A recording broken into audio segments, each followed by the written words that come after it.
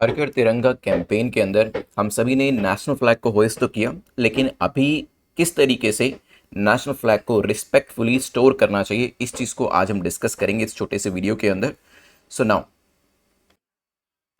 Independence day का जो celebration है, तो नेक्स्ट चीज़ ये आती है कि इंडिपेंडेंस डे के सेलिब्रेशन के बाद जो फ्लैग्स हमारे हैं उनको किस तरीके से हमें मैनेज करना है, उनको किस तरीके से हमें स्टोर करना है।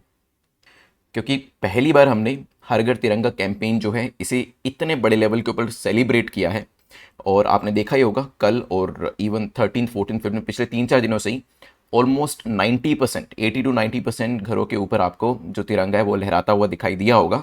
नाउ आफ्टर 15th 16th आज हो चुका है, तो फ्लैग कोड ऑफ इंडिया का क्या कहना है या फिर क्या प्रोसेस है जिसके थ्रू फ्लैग को हमें स्टोर करना चाहिए। देखिए, फ्लैग कोड ऑफ इंडिया आ गया था 2002 के अंदर,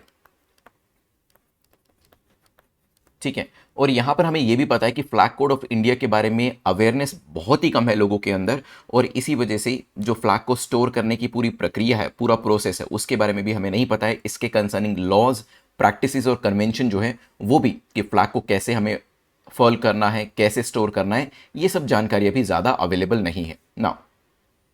फ्लैग कोड के साथ साथ ये ध्यान रखिएगा, जब भी हम नेशनल फ्लैग को डिस्प्ले करते हैं वहां पर emblem and names prevention of improper use act and prevention of insult to national honour act 1971 के जो प्रोविजंस हैं वो भी लागू होते हैं। अब ये पूरा प्रोसेस अगर आप देखेंगे कल्चर मिनिस्ट्री के द्वारा यहाँ पर स्टेप बाय स्टेप तरीके से बताया गया था कि कैसे हमें नेशनल फ्लैग को यहाँ पर स्टोर करना है। तो सबसे पहले यहाँ पे स्टेप 1 देखेंगे, आपको हॉरिजॉन्टली जो फ्लैग है उसे रखना है, और फिर जो उसका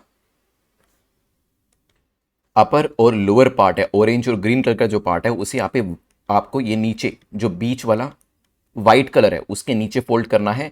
and then from left side and right side आपको इस तरीके से फोल्ड करना है कि जो अशोक चक्र है वो बिल्कुल सेंटर में रहना चाहिए, और फिर इसे केयरफुली कैरी करते हुए आपको इसको स्टोर करना है। तो ये जो 4 प्रोसेस थे यहाँ पर कल्चरल मंत्रालय के द्वारा दिए गए हैं, तो ये स्टेप्स भी याद रखिएगा, और इसी तरीके से ही आपको जो नेशनल फ्लैग है उसे स्टोर करना है, सो दैट नेक्स्ट ईयर भी आप इसे यूज कर पाए।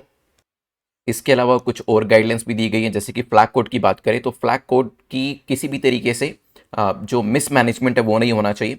किसी भी तरीके से ये ज़मीन को टच नहीं करना चाहिए, या फिर किसी भी तरीके से जो नीचे पानी जा रहा होता है उसको ये टच नहीं करना चाहिए। और अगर गलती से किसी भी तरीके से जो आपका फ्लैग है वो सॉइल्ड हो जाता है, डैमेज हो जाता है, ख़राब हो जाता है, तो उसको डिस्पोज ऑफ भी डिसरिस्पेक्टफुली नहीं करना है। ऐसा नहीं कि आप इसे फेंक दें, फ्लैग कोड के मुताबिक ही आपको उसे प्राइवेट में जाकर डिस्पोज ऑफ करना है, और वो भी एक रिस्पेक्टफुल तरीके से। साथ ही साथ ये चीज़ें भी बताई गई हैं फ्लैग कोड के अंदर कि फ्लैग का इस्तेमाल किसी भी तरीके से ड्रेपरी के तौर पर किसी चीज़ को कवर करने के लिए नहीं करना है।